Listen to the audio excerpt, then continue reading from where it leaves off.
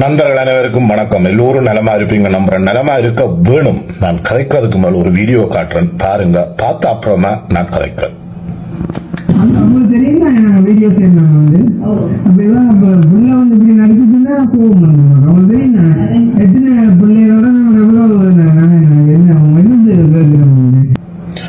Video பார்த்திருப்பீங்க. இவரை பற்றி இன்றைக்கு முக்காவாசி யூடியூபரா இருக்கட்டும், டிக்டாக்கரா இருக்கட்டும், எல்லாரும் காய்ச்சி கொண்டிருக்கணும். எனக்கு என்ன கேள்வின்னு சொன்னா, எந்த மனசுல பட்டது இன்றைக்கு விடிய காலமே நான் கிளம்பி டெலிபோன் பார்க்க கொஞ்சம் 5 பேர்கிட்ட இந்த மெசேஜ் எனக்கு இந்த வீடியோ அனுப்பி இருந்துச்சுன்னா, தயவு செய்து ஒரு அன்பான வேண்டுகோள் உங்கள் எல்லார்கிட்டையும் என்னன்னு சொன்னா, நீங்க உதவிதான் செய்வீங்க. ஓகே, நீங்கள் பெரிய கடவுள் இல்ல. கதைக்கிற வார்த்தையில கொஞ்சம் மரியாதையா கதைச்சு பழகுங்க. ஒரு பொம்பளை பிள்ளை 18 வயசு பிள்ளை தான் பெறமாட்டேன் என்று சொன்னா விடுங்க. அவ ஐஸ்வர்ராஜாவா இதுதான் வளப்பா அதெல்லாம் கேட்கறதுக்கு நீங்கள் யார்? என்னன்னு உங்களுக்கு அப்படி கேட்க முடியுது? நீங்கள் அந்த பிள்ளைய காட்டித்தான் வீடியோ ஓடணுமோன்னு கேட்கறீங்க. எங்களுக்கு அப்படி தேவையில்லையா? பிறகு அந்த பிள்ளைய கூப்பிடுறீங்க வீடியோக்குள்ள வாண்டு சொல்லி ஒரு பொம்பளை பிள்ளைன்ற ஒரு மரியாதை இல்லையா உங்களுக்கு? நீங்கள் எல்லாம் நீங்கள் மனுஷரா? நீங்கள் எல்லாம் உதவி செய்யற அந்த அம்மாண்ட முகத்துல இவ்வளவு ஒரு கவலை இருக்குது, ஒரு வேதனை இருக்குது. என்னன்னு சொன்னா, இங்காலும் கதைக்கலாமல் அங்காலும் கதைக்கலாமல் கையேந்திர மாதிரி அந்த அம்மா இருக்கிறா.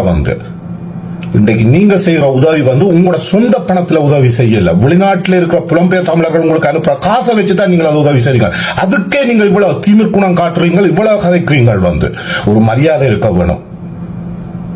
எங்கட இனம் கை தூக்கி இருந்த இனம் இன்றைக்கு உங்களை மாதிரி 4 பேர்கிட்ட கை ஏந்த வேண்டிய நிலைமைக்கு கொண்டு வந்துட்டோம்.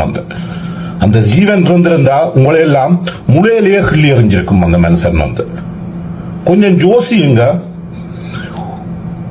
அதுகள் ஏலாத ஒரு கஷ்டத்துல இருக்க நீங்க உங்களோட திமிர் குணங்களை அப்படியான ஆட்கள்கிட்ட போய் காட்டாதீங்க. இப்படி நான் இவ்வளவு வீடியோ இருந்துச்சு எனக்கு. நீங்கள் மனுஷர் தானான்னு சொல்லி கேட்க வேண்டியிருக்குது. நீங்க உதவி செய்ய போறீங்க. ஒரு வயசுக்கு மூத்த ஆள் தன் பிரச்சனையை கதைக்கிறா. மக்களுக்கு யார் கதைக்கணும்ன்றது இல்ல. ஒரு தாய், ஒரு குடும்பத்தின் தாய் தன் பிரச்சனையை கதைக்கிறா. அவ்வளவு விட வேண்டியானே அந்த பிள்ளை கட்டாம இருந்தா தான் சில உதவி செய்யுமா? நீங்க சொல்றீங்க அந்த பிள்ளை இருந்தா தான் உதவி செய்யும். பிள்ளைய பார்த்தா புலம்பெயர் தமிழர் உங்களுக்கு காசு தரீனம்? மானம் கட்டுறீங்க. கொஞ்சம் யோசிக்க மாட்டீங்களா? வெளிநாட்டு உறவுகள்கிட்ட ஒரு அன்பான வேண்டுகோள், இப்படியான ஆட்களுக்கு நீங்க உதவி செய்யாதீங்க தயவு செய்து. நீங்க உதவி செய்யறன்னு சொன்னா நேரடியா 4 குடும்பத்தை எடுங்க. நீங்கள் ஒவ்வொரு ஊர்களிலும் இவ்வளவு குடும்பங்கள் இருக்குது எடுங்க. இன்னைக்கு என்னட்ட இவ்வளவோ தமிழகத்திலிருந்து எவ்வளவு மக்கள் உதவி கேட்கிறோம். அப்ப நான் சொல்றது, இங்க வாங்க, என்னால் இயலாது, நான் இப்படி சின்ன சின்ன உதவிகள் செய்து கொண்டிருக்கிறேன் ஏற்கனவே, தயவு செய்து இயலாது, நான் ஊமண்டா அதை செய்ய வேணும். அதுகள் மரியாதையா ஓகே அண்ணா, குறைக்காதீங்க அண்ணா, மன்னிச்சு கொள்ளுங்க. புரியாமல் இல்ல, புரிஞ்சு கொண்டுதான் அதுகள் வாழுதுகள். அதுகள்கிட்ட இயலாம, அதுகள்கிட்ட கஷ்டம் இன்றைக்கு அப்படியா மற்றவர்கிட்ட கையேந்திர வேண்டிய இளமையா இருக்குது. தயவு செய்து இந்த புலம்பெயர் தமிழர்கள் நீங்கள் கொஞ்சம் யோசிங்க. இப்படியானவங்களுக்கு காசு அனுப்பி நீங்க உதவி செய்யணும்ன்றது இல்ல. இவங்க தங்களோட திமிர் குணத்தை காட்டுறாங்க. ஒரு ஒரு பெண்ணோட, ஒரு வயசுக்கு மூத்த அம்மாவோட, அல்ல ஒரு பிள்ளை, ஒரு குமர் பிள்ளை 18 வயசு பிள்ளை, அதோட எப்படி கதைக்கிறான்னு தெரியாம கதைக்கிறாங்க. இவங்களை எல்லாம் நீங்க வளர்த்து விட கூறீங்க. ஜோசிங்க உறவுகளை. நன்றி. இன்னொரு வீடியோல சந்திப்போம். வணக்கம் மகளே. நிறைய நாள் இப்போ சந்திக்கிறேன். ஒரு சமூக நியூஸ் கொண்டு போய் கொண்டிருக்கேன். எஸ்கே கிருஷ்ணா அவர்கள் வீடியோக்காக அந்த பொம்பளை பிள்ளைகளை 18 வயசு ஒரு கிளிப் ஒன்று ரிலீஸ் ஆகிருக்கு.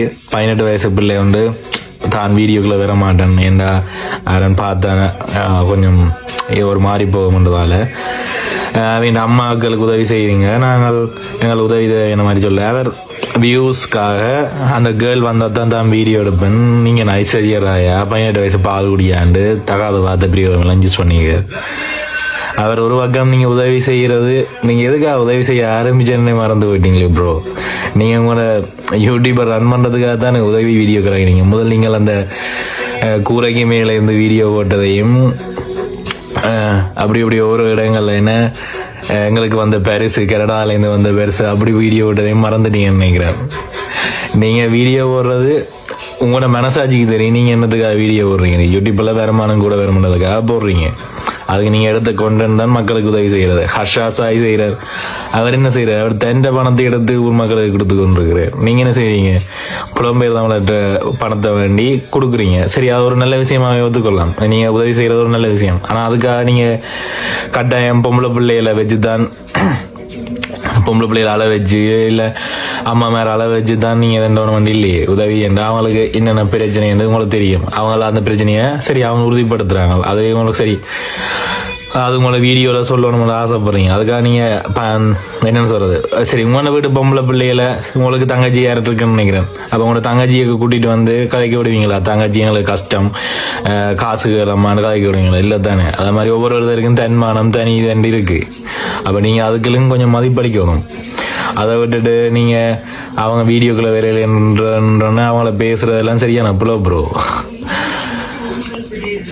நீங்க ஒரு பக்கம் நல்லது செய்யறனாலும் இன்னொரு பக்கம் இப்படியா கதைகள் கதைச்சிங்கன்னா அது நீங்க செய்யற உதவிக்கும் இதா போகாது. நீங்க செய்யற உதவின்னு சொல்லல, அது அந்த உதவி வேறொரு இது மூலமா நீங்க ஒரு இடைத்தரகர் தான். நீங்க அந்த இடைத்தரகர் அது நீங்க இலவசமா செய்யல, அந்த இடைத்தரகராக இருந்தோண்டு அது உங்களுக்கு ஏதோ ஒரு வருமானம் பெறுது, யூடியூப்பால வருமானம் பெறுதோ இல்ல காசு கொடுக்குறவங்க உங்களோட செலவுகளுக்கு தாராங்களோ, அது ஒரு வருமானம் தான். நீங்க அந்த வருமானத்தை தான் நீங்க செய்றீங்க. இல்ல உங்களுக்கு ஒரு பலனுமே இல்லாடி நீங்க உதவி செய்து இருப்பீங்களா? இல்ல தானே ப்ரோ.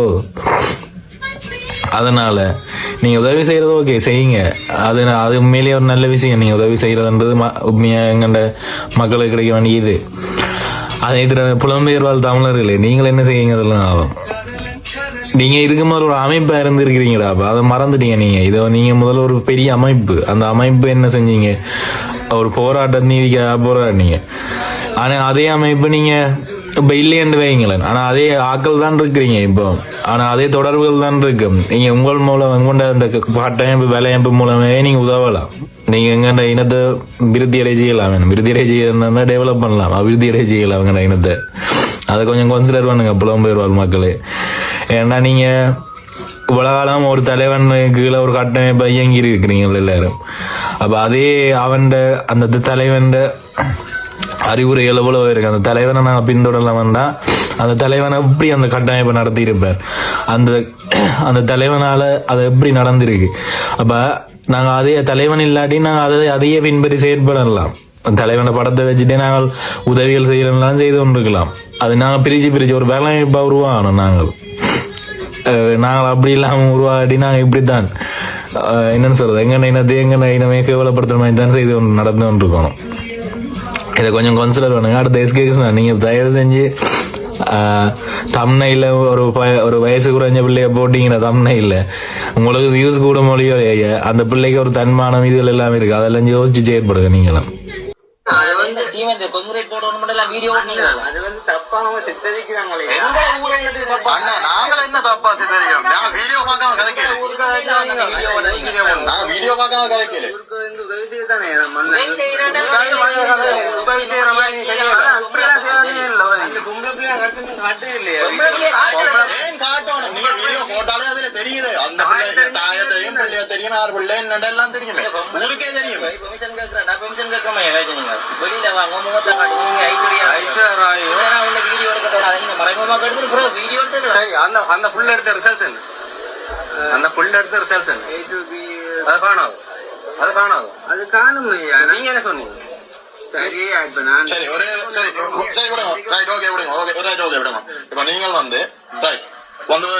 அதே இடத்த மாறி யோசிச்சு பாருங்க. நீங்கள் அங்க இருக்கிறீர்கள், ஒரு இடத்த உங்களால ஏலாது, உங்களோட தங்கச்சி அக்கா வேண்டாம், இன்னொருத்தம் வந்து இப்படி பாடி போடி ஐஸ்வர்யா சொன்னா நீங்க என்ன செய்யுங்க? ஐயா நான் வாடி போடி அந்த பிள்ளை சரியா? ஆனா உண்மையை நான் சொல்றேன், இல்ல இதே வேற ஒருத்தன் மொழியிலத்தால் வந்து உங்களோட அக்காவை தங்கச்சியோ வாடி போடி ஐஸ்வர்யா என்ன செய்யுங்க? நானா இருந்தா அந்த இடத்துல எழுப்பி காதை பத்தி சலாண்டு விட்டுரும். வணக்கம். யாழ்ப்பாணத்தில் ஒரு காலத்தில் எப்படி மக்கள் வாழ்ந்தார்கள், அந்த யாழ்ப்பாண மக்கள் என்றாலே ஒரு திமிர், அந்த திமிரோட வாழ்ந்த யாழ்ப்பாணத்து மக்களை பிச்சை எடுக்க வச்சுட்டாங்களா ஒரு சில யூடியூபர். உண்மையை சொல்றோம், மனவருத்தமா கிடக்கு. சரி, யுத்தம் தான் முடிஞ்சது, கஷ்டம்தான், ஆனா அதுக்காக பிச்சை எடுக்க வேண்டிய அவசியம் அந்த நாட்டில் உண்மையை சொல்றோம் அந்த ஊர்ல இப்பவும் இல்லை. வசதி இருக்கு, ஆனா இந்த சில யூடியூபர் மேல் அந்த மக்களை சோம்பல் ஆக்கிட்டீங்க.